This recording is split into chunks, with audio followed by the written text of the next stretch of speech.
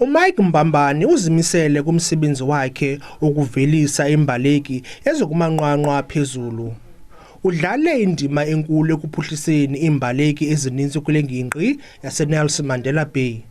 Kuquka uMelikhaya France kunye noThabang Mosiago.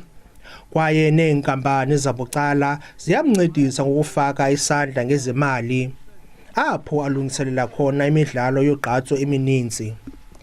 Uneminyaka eyi-50 kwaye unamava.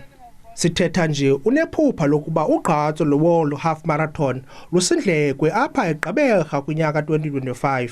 Lo kaMbambani uyavuma ukuba akusukuba lula ukuqubisana namazwe aphesheya kolwandle, kodwa uthi baza kuzilungiselela. Ayikho normal into different in terms of basic trainings ze marathon.